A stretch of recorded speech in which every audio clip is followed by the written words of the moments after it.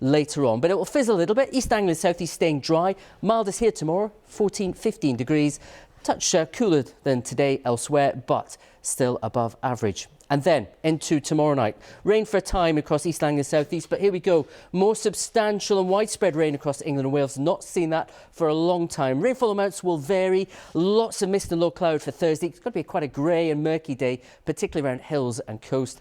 Brighter further north, particularly for northern Scotland, and another mild day. But as we go through into Thursday night and Friday, deep air of low pressure will spread its way across from the north, and that will bring a pretty windy end to the week, especially in the north. That's how it's looking. Hugh.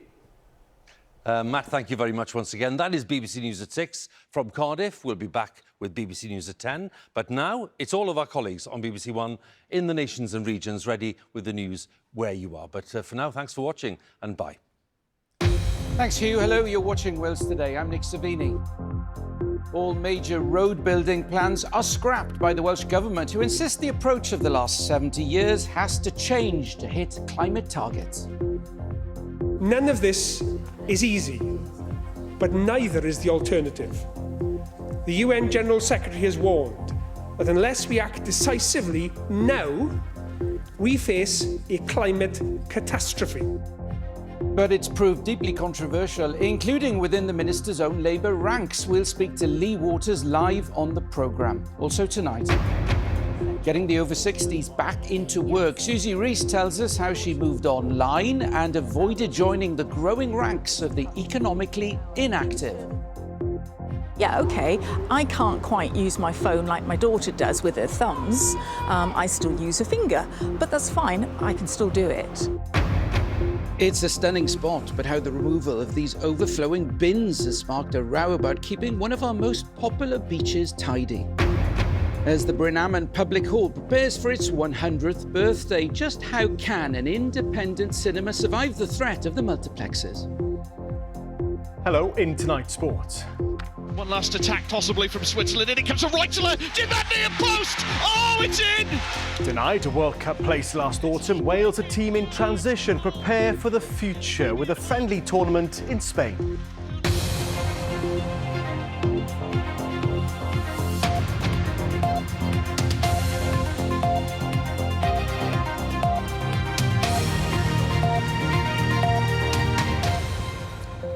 Good evening. Environmental campaigners call it world-leading. Businesses say jobs could be put at risk. Just some of the reaction to the announcement that all major road projects are to be scrapped. The Deputy Minister for Climate Change says things have to be done differently if we are to hit emissions targets.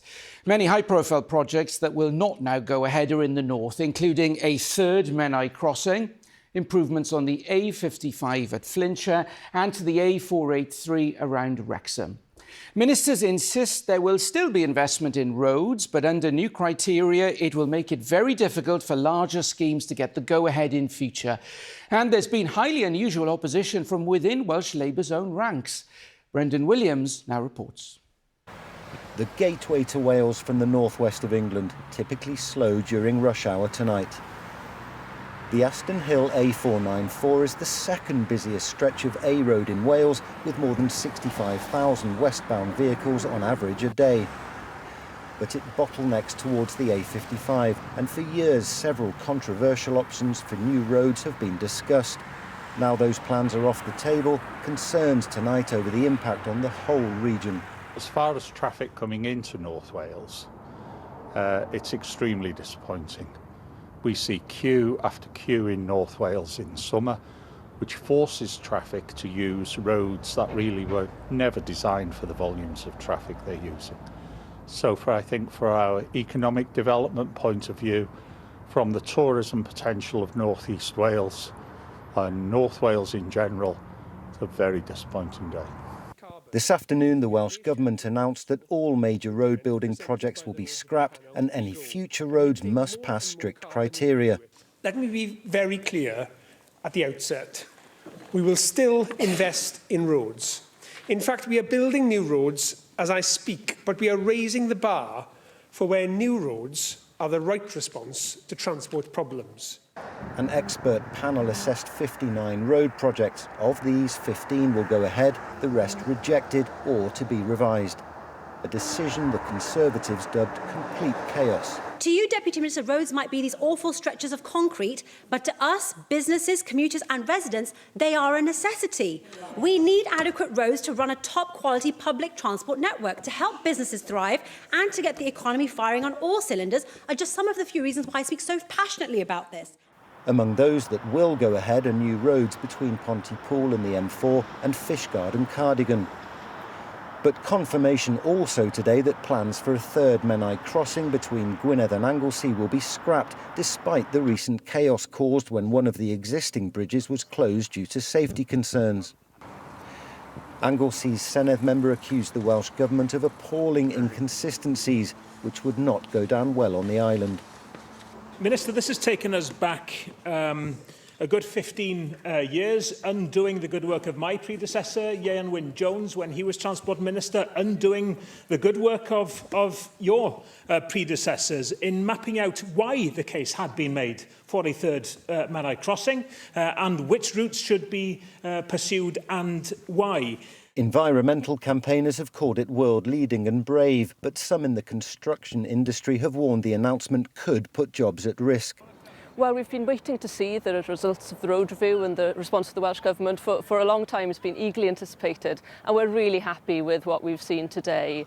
We were seeing this as a test of the Welsh Government and how serious were they really on tackling the climate emergency and making significant changes to how we travel and enabling people to move out of their cars and look for other options. So we're really pleased that they have been bold and brave and we're looking at a way forward, away from road building projects and to alternative options. I guess it's that uncertainty that means that businesses won't then invest in ways of making their companies more efficient. They won't necessarily invest in apprenticeships, bringing young people into the industry and giving quite high-value jobs in communities where many of them don't have high-value jobs. So it has an impact way beyond just the infrastructure itself. It's a business and economic impact as well. The Welsh Government says environmental concerns and a lack of money are behind the decision to put the brakes on major projects, and part of its focus now will be on greater public transport use.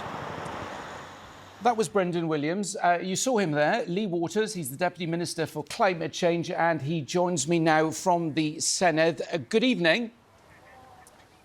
This was always going to be deeply controversial, wasn't it? Particularly among opposition parties, even council leaders, as we've seen today. But, you know, this has been controversial within your own Labour ranks. How are you going to bring people with you when there is so much opposition out there?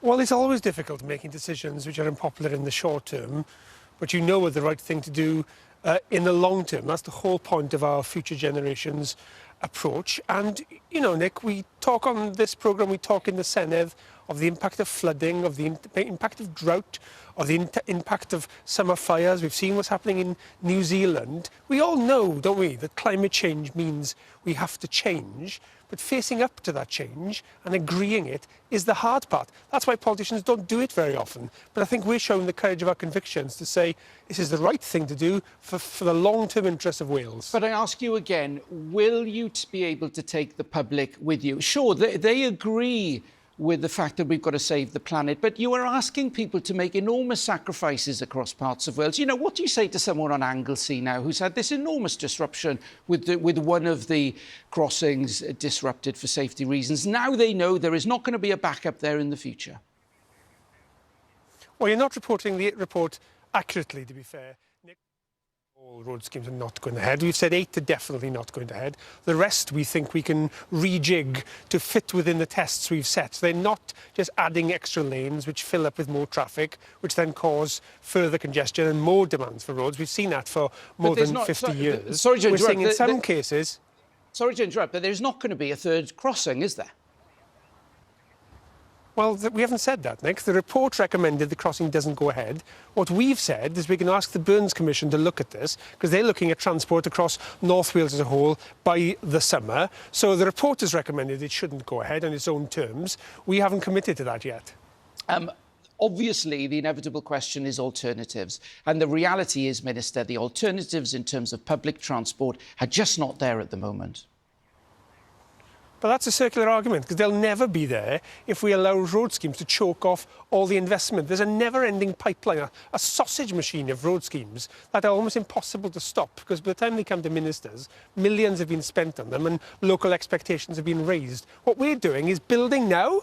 We're going to be building for the next 5 years, and then beyond that, we're saying any future road schemes have to meet the tests of climate action, as well as tackling air quality and road safety.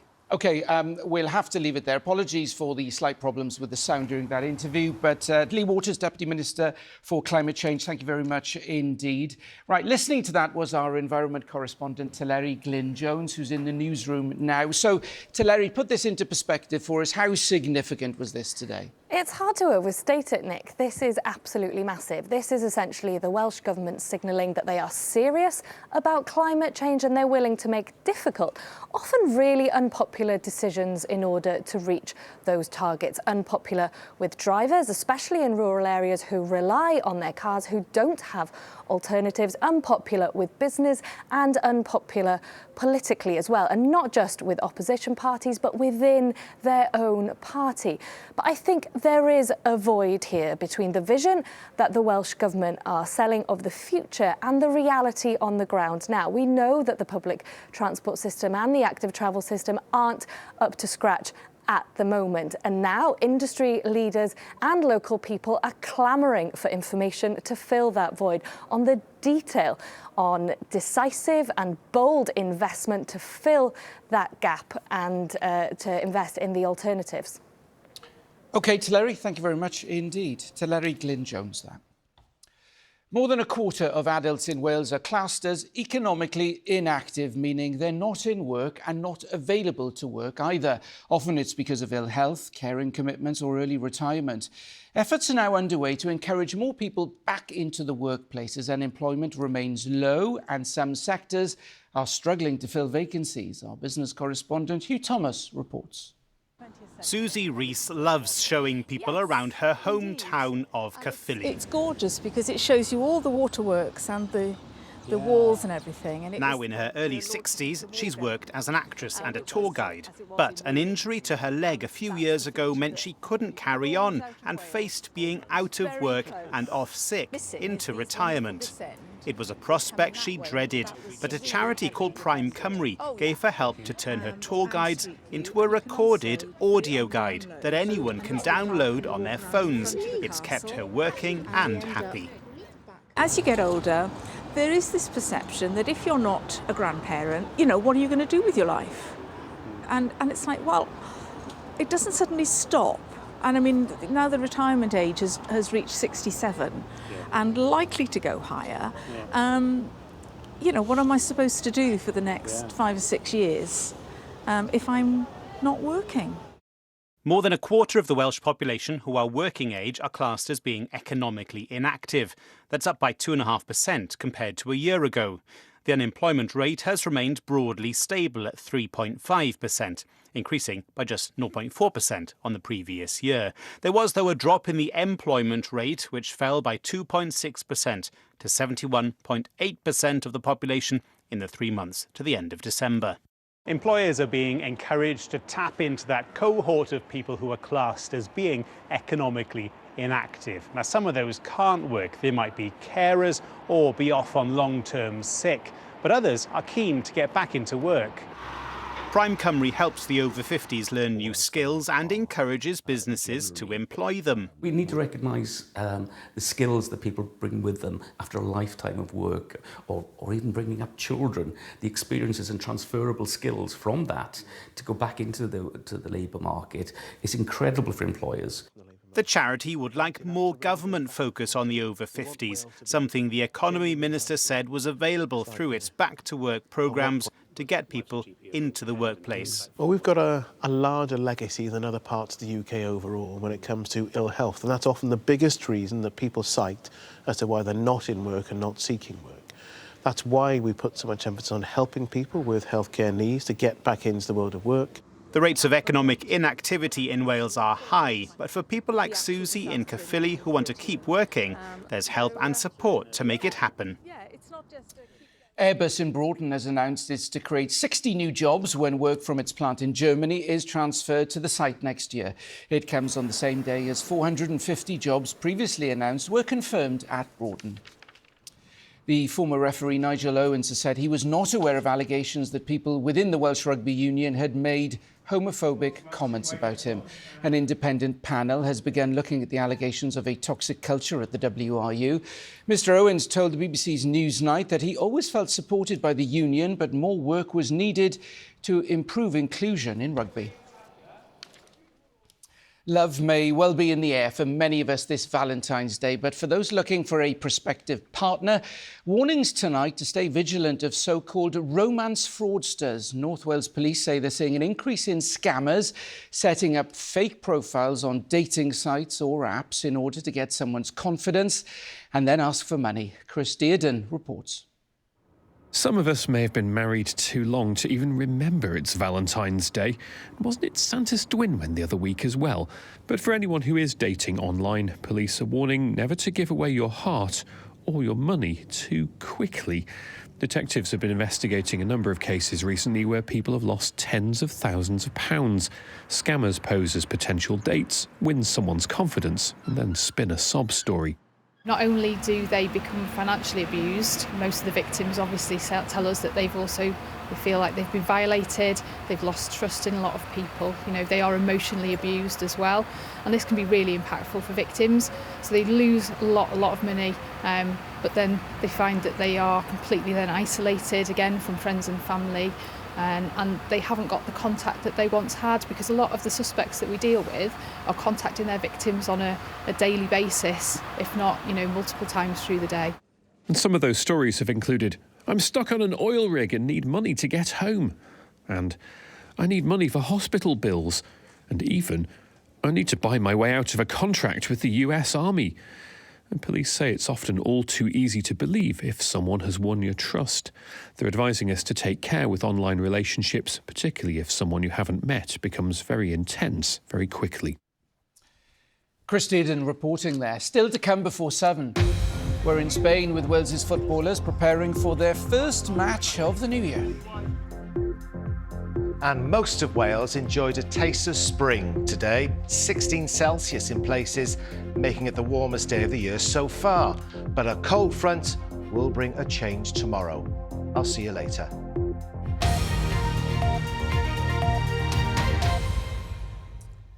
Next tonight, it doesn't get much better than the beach in Newquay on a beautiful summer's day. But that was far from the case last summer when large overflowing bins caused an eyesore.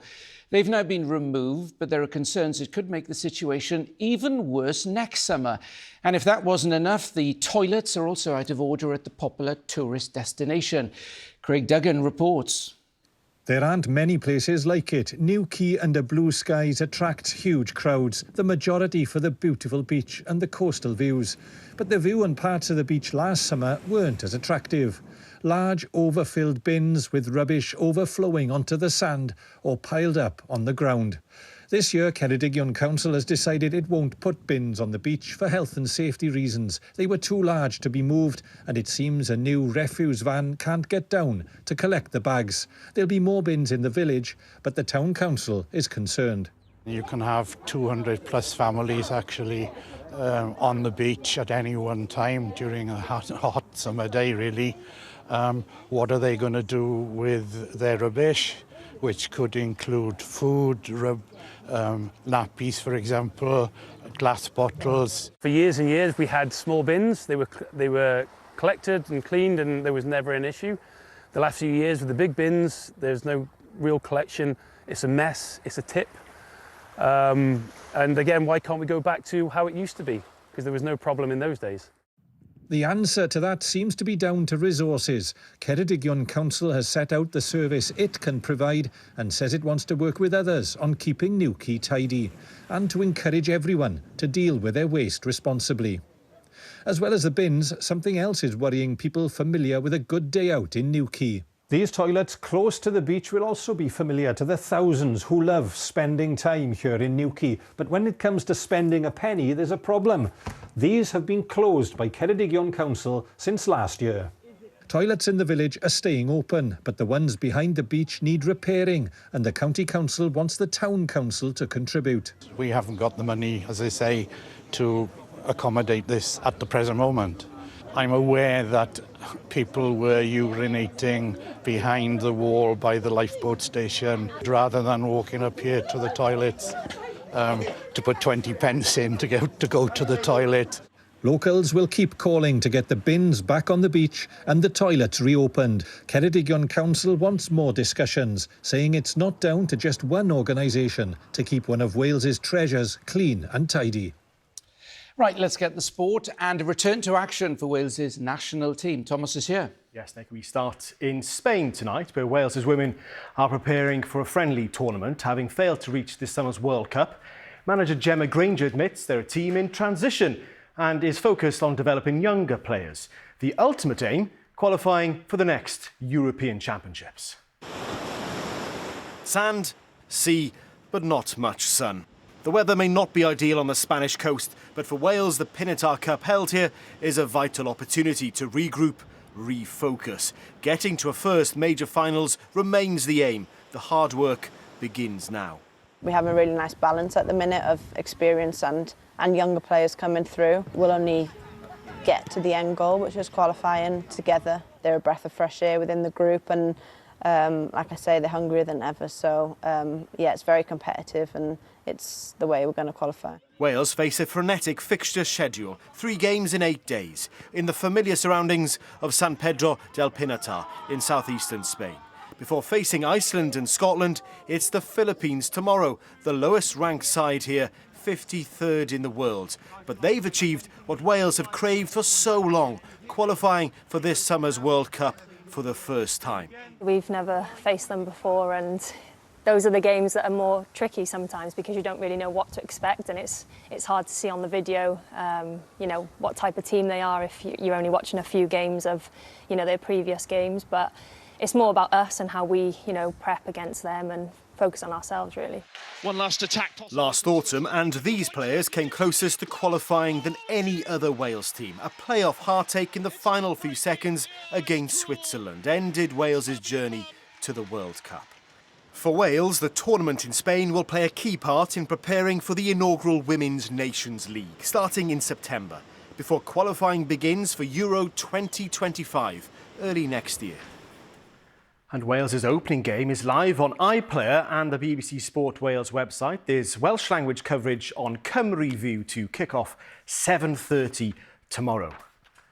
To Cardiff City's precarious position just above the Championship relegation zone. They're without a win in 14 games and travel to Birmingham tonight. The league's lowest scoring team has tonight signed striker Connor Wickham on a free transfer. Elsewhere, Newport County host Stevenage in League Two. Wrexham will return to the top of the National League tonight if they beat Woking at the racecourse and Notts County drop points. At the Welsh Open Snooker, 3-time world champion Mark Williams starts his second round match against Jack Jones at 7. Earlier, a big shock. Wales's Dominic Dale beating the world number 4 Neil Robertson 4-0. Jackson Page lost 4-2 against Ben Mertens. Coverage continues over on BBC Two Wales at 7. Nick. Thomas, thank you very much. Now, there aren't many traditional independent cinemas left in Wales. The rise of multiplexes led to the closure of many, and for those that have managed to survive, they're being hit hard by rising energy costs. Lucy Owen has been finding out how one cinema in Carmarthenshire is still going thanks to the support of volunteers and local people. It may not look much from the outside, but just take a look inside. This 1920s Art Deco auditorium, seating almost 700 film lovers, still has many of the original features in place. General Manager Tom Smith got his first job here, aged just 14. But the cinema is run almost entirely by volunteers, a model that's helping other cinemas across Wales keep going too. It's a wonderful thing because volunteers from the community, they want to come here and they want to put in their time because they love the place just like we do. If we had to look after a full payroll to cover everything that we do, it would be very, very difficult because there just isn't quite the footfall to sustain that. The cinema is strengthening bonds with the community by linking up with local schools. And we're hoping to have some workshops where the pupils will come from our school and experience, what it's like to put on films at the cinema, but also they're going to be experiencing things, the theatre side of things as well. So they'll have a chance to use different lighting and sound and things, and they'll get to experience, film and cinema and theatre in a different way. Dr James Rundell is a lecturer in creative industries at the University of South Wales. He says while it's a challenge to keep these cinemas open, it's the power of community spirit that helps them thrive. The closeness of the audience, seeing people you recognise, it's bringing people together as a kind of social glue. And that, I think, has a real special quality, again, compared to a multiplex that might feel kind of faceless and artificial. They've even brought back the old-fashioned intermission at Brynaman. But although past traditions are celebrated here, it's the future of this community movie theatre that volunteers and visitors are focused on. That was Lucy, and you can see more about the Brynaman Public Hall on this week's X-Ray, which is available on the iPlayer. Right, let's get the weather. Derek is here with some fabulous photographs and some change on the way. Yes, there is a change on the way, Nick, but today turned out lovely. Much of the country enjoying plenty of sunshine for St Valentine's Day, and very mild this afternoon for the time of year. A taste of spring for many of us. Temperatures in parts of the north and west soared to 16 Celsius, 61 Fahrenheit, making it the warmest day of the year so far. Mind you, we've had warmer February days in the past. The record is 20.8 Celsius, and that was at Porthmadog in 2019. Now, the reason it is warm at the moment is down to the wind direction. Southerly winds are bringing warm air from North Africa northwards to our shores. And there is some Saharan dust in the atmosphere, so we could wake up to a beautiful sunrise tomorrow. In the meantime, this evening and tonight, the dry weather continues. The sky clear, so it's turning chilly again. Cold inland tonight. Again, some frost likely with temperatures falling close to freezing or below. However, parts of the north and west and windward coasts will stay above freezing. Tomorrow then, that cold front I mentioned earlier will work its way eastwards across the UK, bringing a change. It starts off dry tomorrow and bright, but a band of rain will move eastwards during the day. Could give some Saharan dust on your car. Behind the rain, it will dry and brighten up with sunny spells. Temperatures tomorrow not as high as today, but still above average. 13 Celsius in Wrexham is 55 Fahrenheit. Rain will spread across the country overnight, the breeze picking up as well, and it will turn milder, so no frost anywhere tomorrow night. Thursday then starts off wet, but the rain will ease, leaving plenty of low cloud, misty and murky on some coasts and hills, with a few spots of drizzle, and it will be mild and breezy on Thursday, 14 Celsius in Monmouth. And then on Friday, a deep area of low pressure will track towards Scandinavia. So Friday will be a windier day. Spots of light rain and drizzle as well, and temperatures still above average. As for the weekend, it remains breezy, a little rain and drizzle, but it should cheer up on Sunday. Back to Nick. Watch out for the Saharan dust, Derek. Thanks very much indeed. That's Wales Today. I'll be back after the 10 o'clock news. Hope you can join me then. Goodbye.